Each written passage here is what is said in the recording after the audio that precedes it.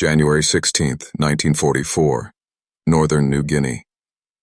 The jungle was a suffocating maze of heat, rot, and silence. Japanese soldiers, exhausted from months of malaria and hunger, crouched beneath the dripping palms, certain no machine of war could ever penetrate the dense, green hell surrounding them.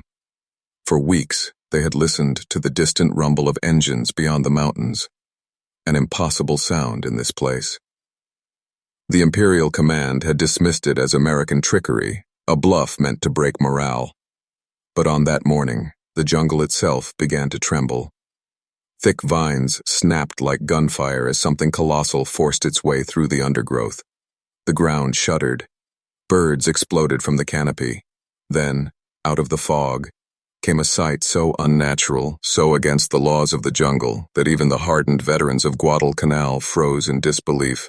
A column of American Sherman tanks, their hulls caked in mud and ferns, rolled straight through terrain the Japanese believed impassable. The tanks moved like beasts out of myth, their engines growling, their armor glinting beneath the filtered sunlight, crushing bamboo and palm roots under steel tracks. Japanese sentries screamed warnings into the tree line. Mortars were fired wildly, their shells vanishing into the mist. The tanks did not stop. Behind them came waves of American infantry, jungle veterans from the 1st Cavalry Division, soaked in sweat and camouflaged with streaks of dirt and ash. The Sherman's 75mm guns roared, ripping through pillboxes the Japanese had spent months carving into the hills. Trees burst into flame as the jungle became a battlefield of fire and thunder. From the diary of Corporal Takeshi Ito, later recovered by Allied forces, one line captured the moment. The earth opened, and monsters came out, steel beasts that devoured the forest itself. The Japanese had never conceived tanks could reach them here. Their defenses were built for men, not machines. The shock rippled through the entire command chain, a psychological blow that shattered their faith in the jungle's protection.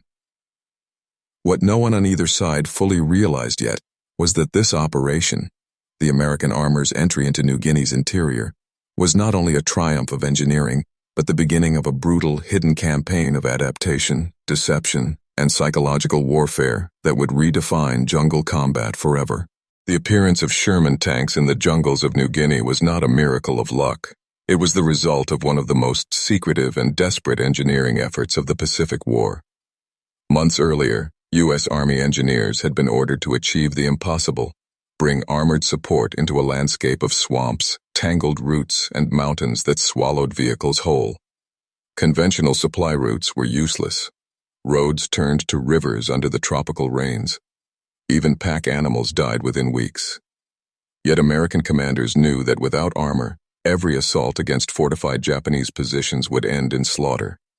At Milne Bay and Buna, American troops had already bled for every meter of ground. Japanese bunkers of coconut logs and coral resisted artillery and small arms fire alike. Men had to crawl forward through waist-deep mud to throw grenades into firing slits. So, in late 1943, the Army's 2nd Engineer Special Brigade began an operation that would remain classified for decades, the Armored Jungle Transport Project.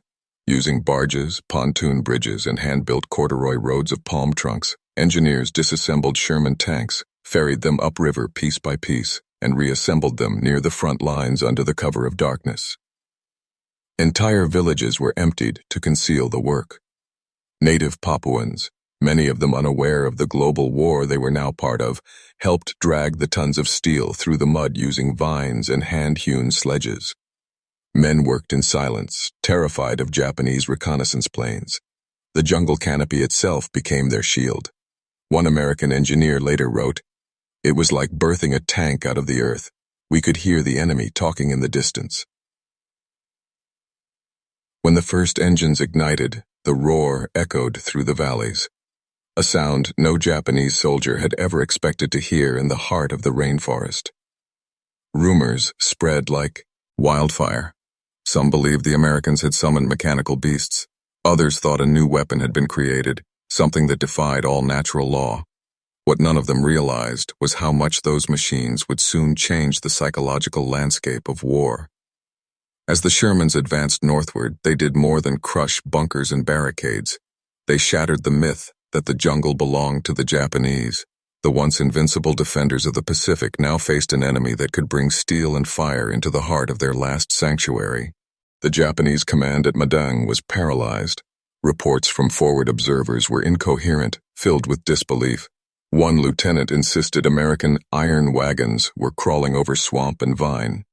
Another swore they'd seen an entire grove of trees moving, until the trunks split open to reveal tank turrets. At first, Tokyo dismissed these as delusions brought on by fever and exhaustion. But when intercepted American radio transmissions confirmed armored units operating deep inland, the Imperial General Staff was forced to confront the impossible. The jungle was no longer their ally. For years, Japanese strategy in the Pacific had depended on terrain: mountains, mangroves, humidity, and disease. These were the invisible soldiers that had broken countless Allied offensives. The Japanese soldier, lightly equipped and spiritually hardened, was trained to blend with the land, to move silently through bamboo and fern where heavier forces would perish. But the jungle that once shielded them now betrayed them, resonating with the grinding thunder of American tracks. Defensive positions once thought untouchable were suddenly overrun. Captured correspondence from the Japanese 18th Army revealed the shock in cold, precise handwriting. If the enemy can bring tanks through the jungle, then our divine protection is a lie. Fear spread faster than bullets. Small garrisons withdrew without orders. Others fought blindly, lashing out at ghosts in the foliage. American psychological operations seized upon this chaos, broadcasting false tank movements and detonating charges in remote valleys to amplify the illusion of mechanized invasion. The jungle became an echo chamber of dread. On the ground, the Shermans bore scars of their ordeal, tracks tangled with roots, engines gasping in the humid air, but they kept moving, their crews drenched in sweat and grime. Inside the claustrophe, obus-steel hulls, visibility was nearly zero. Every sound beyond the armor could be a sniper, a mine, or the jungle itself closing in. Yet they advanced yard by yard, crushing through obstacles that no one believed could be crossed. Japanese survivors later recalled the same haunting image: the sudden crash of foliage, the gleam of metal, and then the deafening roar of fire. The Sherman had become a phantom of the jungle, not just a machine of war, but a symbol of something far more terrifying: the realization that the American war machine could adapt to any environment, no matter how hostile, and bring death where none was thought possible. By February 1944, the once dominant Japanese defenses in northern New Guinea had begun to collapse under the relentless advance of the American armored columns. The terrain that had once been their greatest weapon, a living labyrinth of roots, vines, and swamps, now became their tomb. As the Shermans rolled forward, the Japanese soldiers who survived the initial shock withdrew into hidden ravines and mountain passes, determined to regroup. But there was no escape. The Americans, aided by Australian scouts and local Papuan guides, began to hunt them down with a precision that mirrored the jungle itself. Every Sherman tank was accompanied by infantry that moved like shadows between the trees. The coordination was ruthless. Tanks flattened paths, while riflemen flushed out ambushes from either side. The Japanese counterattacks, often launched at night, dissolved into confusion. Grenades thrown from the dark were answered by 75mm high-explosive shells that turned the forest floor into fire. The jungle, once their sanctuary, became their enemy. Even nature turned on them. Disease, starvation, and exhaustion claimed more lives than bullets. American after-action reports describe finding entire Japanese outposts abandoned, meals half-cooked, diaries scattered among the mud. In one bunker, a U.S. soldier found a page written by a dying Japanese corporal. "The jungle no longer listens to us. It listens to them." The line would later be used in Allied intelligence briefings to illustrate the psychological fracture that had begun to spread through Japanese ranks. Meanwhile, behind the front lines, U.S. Army engineers continued their extraordinary feat of logistics. Makeshift bridges were constructed from tree trunks lashed together with vines. Tanks were refueled by hand, their ammunition hauled on bamboo rafts down mountain streams. Mechanics slept beneath the hulls they serviced, using oil-stained rags as pillows. Every man knew that one mistake, a flooded engine, a broken tread, could mean death in the middle of nowhere. But the gamble paid off. When the Shermans finally emerged onto the open ground near Sidor, the Japanese 20th Division, cut off from resupply and surrounded by disease, ceased to exist as a fighting force. No official surrender came, only silence, and the smoke rising from the jungle. What remained were the diaries, the wreckage, and the legend of American tanks that had defied nature itself to bring the war into Japan's most secret stronghold. In the aftermath of Sidor, the battlefield told a story that no official report could fully capture. Sherman tanks sat half-buried in mud and foliage, their engines still warm, surrounded by the eerie quiet that follows annihilation. The jungle was scorched in unnatural patterns, streaks of black earth and melted steel where flamethrowers had cleared the way for armor to advance. The smell of gasoline and decay lingered in the air for weeks. The once invisible Japanese bunkers, carved into hillsides with mathematical precision, now lay exposed like open graves. When American troops combed through the remains, they uncovered not only weapons and uniforms, but documents, maps, radio codes, and personal diaries that revealed the full extent of Japan's belief in the jungle's invincibility. One diary, found beside the body of Captain Hiroshi Tanaka, contained sketches of the local terrain with annotations written in meticulous calligraphy. "No tank can cross here. The earth itself forbids it." The irony of that sentence was not lost on the intelligence officers who translated it. But hidden among those papers was something far more disturbing. Reports of Japanese research units experimenting with psychological conditioning deep within the jungle. These units had been established under the pretense of spiritual hardening, but their real purpose was to study the effects of isolation, starvation, and tropical disease on soldiers' endurance. Men were forced to march barefoot through swamps for days without food, forbidden to speak, and punished for showing signs of fear. Many died during these experiments. Their commanders believed that only by erasing the individual mind could they create warriors who could survive the jungle's madness. When the Shermans appeared, that illusion disintegrated in a single day. The diaries of the dead became evidence of a collective collapse, the psychological unraveling of men who had been taught that nature was divine and that the jungle would never betray them. Instead, they watched as American machines rolled through their sacred terrain, immune to the heat, the insects, and the spirits they believed protected them. Military historians would later call it one of the greatest psychological shocks in the Pacific War.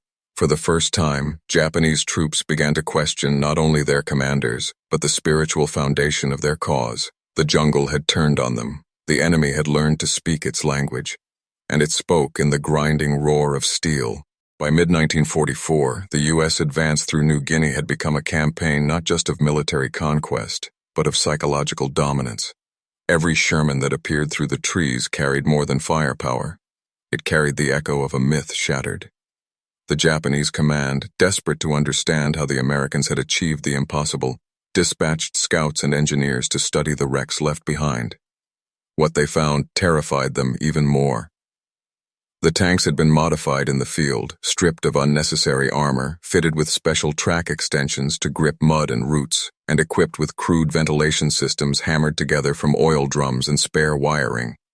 Some crews had welded additional plating made from salvaged metal or even sections of crashed aircraft.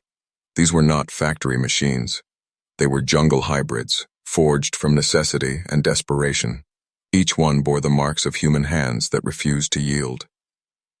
In captured American maintenance manuals, Japanese intelligence officers read about the constant struggle to keep the engines alive in the heat.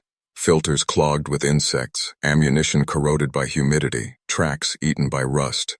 Yet despite it all, the Shermans kept moving. One engineer in Rabaul wrote in disbelief, "The Americans fight the jungle as they fight us, with machines." It was an observation that would haunt imperial strategists for the rest of the war. Meanwhile, deep in the rainforest, small Japanese units that had survived Sidor continued to resist. Cut off from supplies and command, They built crude traps and tunnels, turning the jungle into a maze of ambushes. But their morale was broken. Veterans who had once mocked American cowardice now spoke of the tanks with reverence, calling them Tetsu no Oni, the Iron Demons. One survivor, captured months later, described how his men prayed not to the emperor, but to the foes, rest itself, begging it to swallow the American machines back into the earth. The Americans never knew it, but those pleas were written into the last pages of many Japanese diaries. Even in defeat, the soldiers clung to the belief that the jungle could still reclaim its vengeance, that nature, if angered enough, might destroy what man had built. But the truth was already clear. The balance had shifted. The forest no longer belonged to them. It had been conquered, not by fire or bombs, but by human ingenuity that refused to respect the limits of the earth. In the months that followed, the campaign in New Guinea turned into one of the most brutal and haunting episodes of the Pacific War. The Japanese 18th Army, once numbering over 100,000 men, was being reduced not by bullets, but by starvation, disease, and despair. The introduction of armor into the jungle had broken the chain of command and severed supply lines so completely that many Japanese soldiers were left wandering, ghost-like, through the trees, surviving on roots and insects. Entire companies vanished without a trace. Some were later found huddled in caves, their rifles stacked neatly beside them, waiting for an enemy that never came. For the Americans, victory brought no glory. The jungle consumed men from both sides. Tropical ulcers ate through flesh faster than medics could treat them. Leeches clung to every inch of exposed skin. Malaria, dysentery, and trench foot claimed more casualties than combat. Tank crews lived inside metal ovens, their uniforms soaked in sweat, the air so thick with heat that they hallucinated voices whispering from the trees. The constant drone of insects mixed with the rumble of engines until even sleep became impossible. At night, the jungle sang with ghostly echoes, distant gunfire, screams, and the mechanical groan of tanks idling in the dark. American soldiers began to call the sound the forest's heartbeat. Some swore the jungle was alive, that it remembered every death, and that it whispered to those who tried to escape it. In their letters home, many wrote about the strange silence that followed each battle, a silence heavier than gunfire, as if the entire rainforest was mourning. One U.S. chaplain who followed the 1st Cavalry Division later recorded in his field journal, "We buried men beside trees whose roots were fed by the blood of 100 others. I no longer know where the jungle ends and the dead begin." Those are words unspoken in official histories, captured the truth the public never saw. The New Guinea campaign wasn't just a triumph of engineering. It was a descent into a world where nature and war became indistinguishable. By the time the Americans secured the northern coast, the jungle had swallowed nearly everything: wrecked tanks, unburied soldiers, and even entire platoons. Yet somewhere beneath the canopy, the last Japanese holdouts still waited, convinced that the forest would rise again and drive the enemy into madness, just as it had once protected them. As the Americans pushed deeper toward Hollandia in April 1944, their success came at a cost measured not only in bodies, but in sanity. The jungles of northern New Guinea were unlike any battlefield the world had ever seen. Not open ground or city streets, but a green labyrinth that fought back. The deeper the troops advanced, the more the air thickened with decay. Trees oozed sap like blood. Insects clung to every surface. Men began to hear things that weren't there. The hum of distant engines, the screams of comrades long dead, the phantom clank of Sherman tracks moving in the night. The Japanese defenders who remained were barely human anymore. Many had gone weeks without food. Some wore uniforms rotting off their skin, their bodies painted with fungus. They moved silently, almost invisibly, using the jungle's shadows as their last weapon. American patrols sometimes stumbled upon them sitting motionless in foxholes, rifles across their knees, their eyes open but unseeing, dead for days, their bodies preserved by the damp. The U.S. soldiers called them the Watchers. Among the wreckage of one engagement near Itape, American engineers uncovered a network of tunnels so intricate it seemed impossible that human hands had built it under such conditions. The tunnels were lined with bamboo supports and small altars, offerings to forest spirits carved hastily by starving men. Inside, they found the remains of an entire platoon, their commander still clutching a notebook filled with prayers written in fading ink. One page read simply, "The forest will judge us all." These discoveries were quietly reported up the chain of command, then buried in archives for decades. Officially, the campaign was recorded as a series of tactical victories, terrain captured, enemy forces destroyed. But the men who lived it remembered something very different. They remembered the sound of metal echoing through the canopy, the smell of death carried on mist, and the feeling that the jungle itself was keeping count. Psychologists later studying veteran testimonies found a disturbing pattern. Soldiers who served in New Guinea often dreamed of movement, vines twisting like steel cables, trees closing in, the sensation of being buried alive. The war in the jungle had imprinted itself not just on their memories, but on their very sense of reality. Even years later, some claimed they could still hear the jungle breathing at night.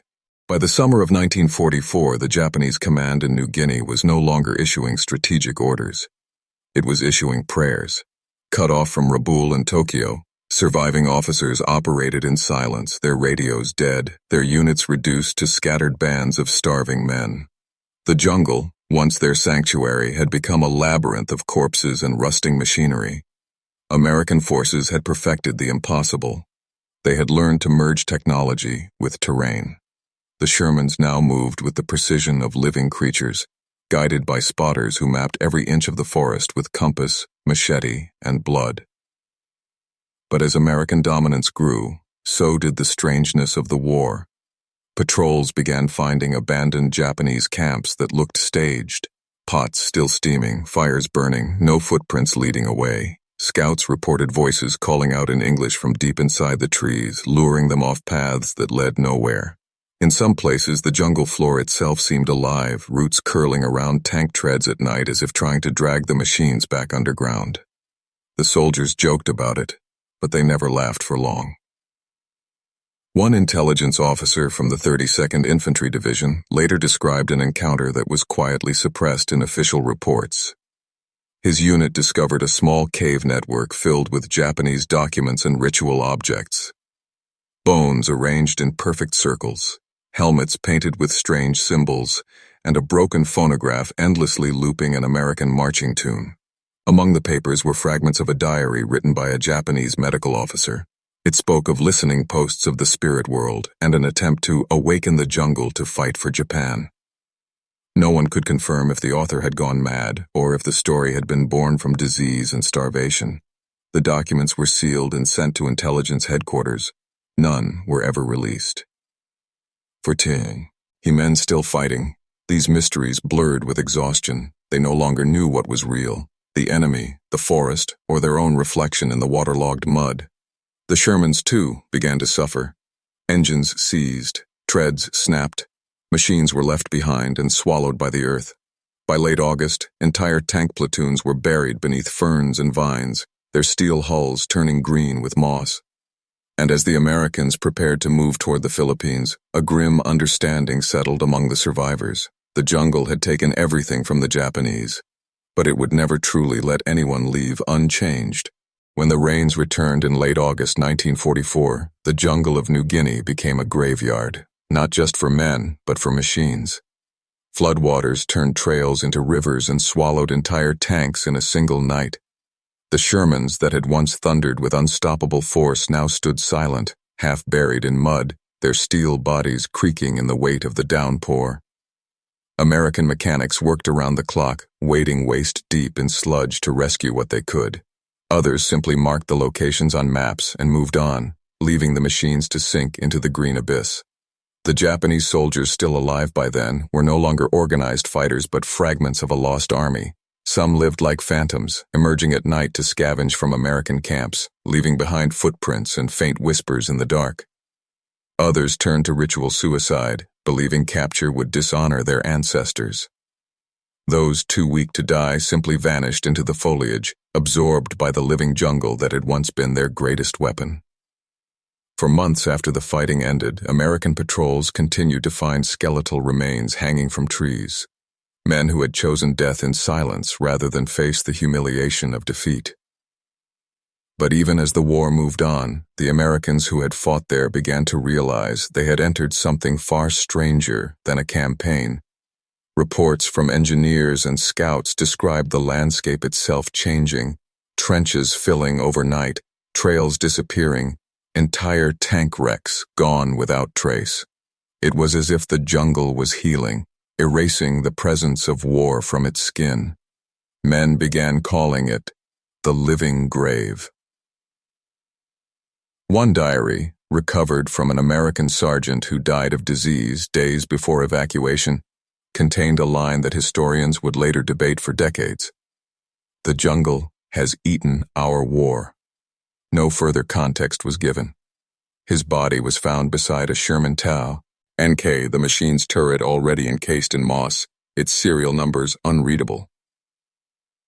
By the time the Americans left for the Philippines, New Guinea had reclaimed itself. The vines had grown over bunkers, the trees had sealed the scars, and the battlefield had dissolved into silence. What remained beneath that canopy was more than wreckage. It was memory. A memory of machines that defied nature and men who became part of the very earth they tried to conquer. The jungle kept their secrets, and even today, under its dense green skin, those secrets still breathe. In the years after the war, New Guinea faded from the headlines, overshadowed by the atomic fire that ended it all. But for the men who had fought there, American, Japanese, Australian, and native Papuan alike, the jungle never truly let them go. Many veterans refused to speak about what they had seen. Some described dreams so vivid that they could smell the damp earth again, hear the creak of tank armor shifting in the night. Others were haunted by silence. A silence that felt alive, like the rainforest itself was still listening.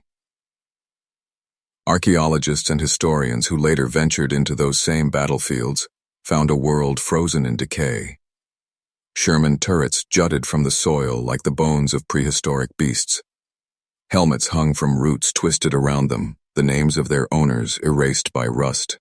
In the 1960s, an Australian expedition uncovered one such tank deep near the Finisterre Range, its gun barrel still aimed uphill, as if waiting for an enemy that never came.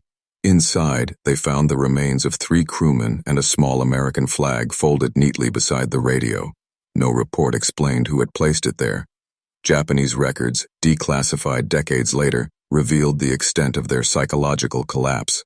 Commanders had issued increasingly desperate orders to speak to the forest, to seek strength from ancestral spirits. Many soldiers obeyed, writing chants and prayers into the bark of trees, believing their souls would merge with the jungle if they died.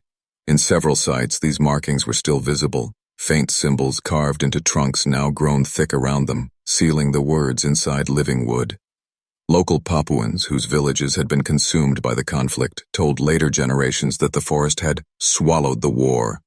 They spoke of places where no birds sang, where the air still carried the smell of iron and fire. Some called them the Sissa, leaping grounds, warning outsiders never to disturb them.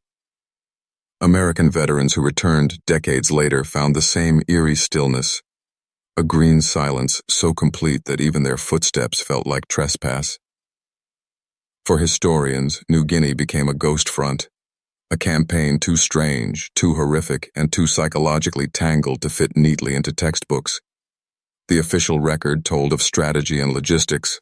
The truth, buried under roots and vines, told of something else, a war that changed the boundary between man, machine, and the living earth forever. By the 1970s, remnants of the New Guinea campaign had become objects of myth. The jungle, untouched by time, had preserved what war had left behind, not as ruins, but as relics entombed in green. Australian surveyors stumbled upon Sherman tanks resting in clearings where sunlight filtered through the canopy like stained glass.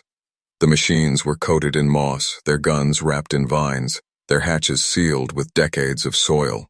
It was as though the jungle had decided to keep them. Locals refused to approach the sites, calling them metal spirits. They said the tanks still moved on stormy nights, their engines whispering beneath the thunder. When American military archives finally declassified parts of the New Guinea files, a pattern began to emerge. Reports of strange magnetic disturbances around wreck sites, compasses spinning wildly, and radio interference that persisted for decades. Scientists attributed it to mineral deposits, but field teams noted something else. The air around the wrecks felt heavy, charged, like the aftermath of lightning. The documents were quietly filed away under environmental anomalies. No one spoke of it again. Yet the deeper story lay in the human aftermath. Japanese diaries recovered long after the war told of soldiers who believed the forest had judged them for disturbing its peace. They wrote of hearing tank engines in the rain long after the battle ended, of voices in the canopy calling them by name. One officer's final entry read, "We awakened something that was never meant to see men killing men." His skeleton was found in a tree hollow, perfectly preserved. American veterans, too, carried the jungle inside them. Decades later, men who had driven those Shermans through the mud spoke of howling in their sleep, waking drenched in sweat, believing they were still trapped inside their tanks, surrounded by vines that would not let go. Psychologists called it post-traumatic stress, but the veterans themselves called it something simpler, the curse of the jungle. Today, researchers who walk those forgotten trails still find the scars, bullet holes in tree trunks sealed over by decades of growth, dog tags embedded in roots, helmet shapes pressed into the ground like fossils. The jungle never forgot. It merely absorbed the war until the memory became part of its body, silent, patient, and eternal. In the 1980s, a joint Australian-American recovery team ventured into the mountains near Wewak, searching for the crash site of a missing C-47 transport plane. What they found instead would reopen one of the darkest chapters of the New Guinea campaign. Hidden beneath the overgrowth lay a Japanese bunker complex unlike anything seen before, reinforced with concrete, lined with rusting medical instruments, and marked with kanji symbols that translated to division of mental endurance. Inside were dozens of skeletons, bound by wire, positioned upright against the walls as if standing at attention. Among the debris were tattered notebooks written in both Japanese and German. The pages described neural observation experiments on prisoners of war, attempts to test the limits of human fear, endurance, and obedience under extreme jungle conditions. Some entries mentioned collaboration with visiting specialists from Europe, though no names were given. The final dated note, from July 1944, ended with the words, "The forest knows too much. We will return to it." Within days of the discovery, the entire site was sealed off. The official explanation cited unexploded ordnance and biohazard risk. The records vanished into classified archives. The men who had been part of that expedition rarely spoke about what they saw. One Australian officer later confided that the bunker felt wrong, that the air inside was cold, though the jungle outside was blistering hot. Another claimed the walls seemed to hum faintly, like distant machinery still running deep underground. When they returned to camp, several members reported nightmares of metallic sounds echoing through trees, and of shadows moving behind them even when they stood alone.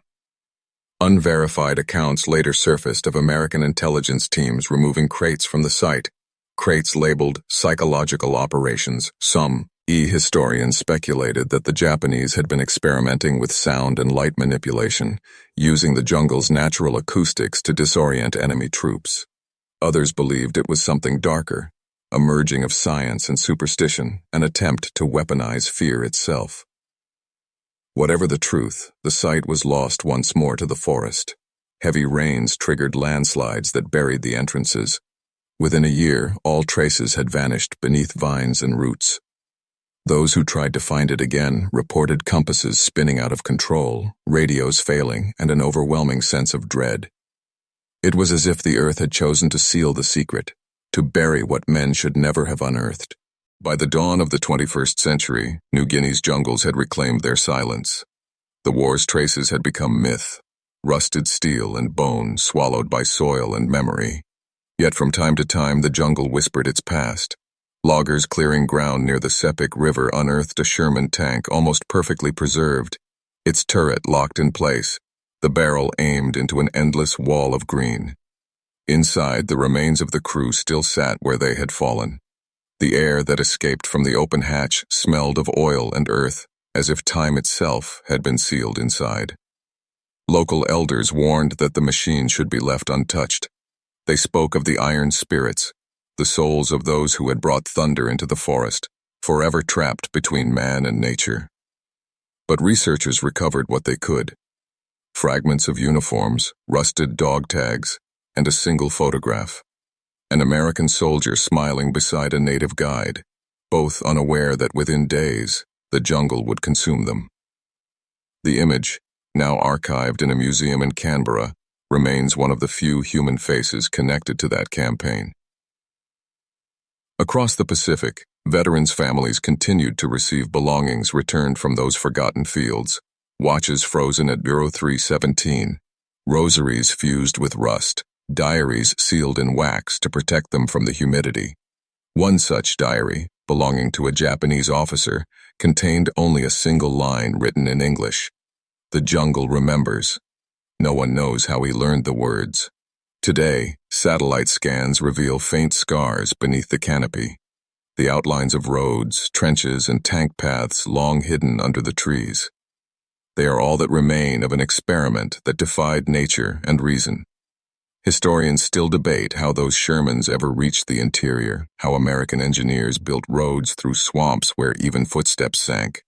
But the deeper question remains unspoken. What price did the earth demand for man's intrusion into its heart? The jungles of New Guinea stand silent now, heavy with secrets. Beneath their roots lie the ghosts of two empires, one that sought dominion through faith, the other through machinery. Both were devoured by the same green abyss. When the wind passes through the canopy at dusk, the leaves rustle like distant engines. Some say it's only the forest breathing. Others believe it's the war, still turning beneath the soil, a heartbeat of iron, buried, but never dead.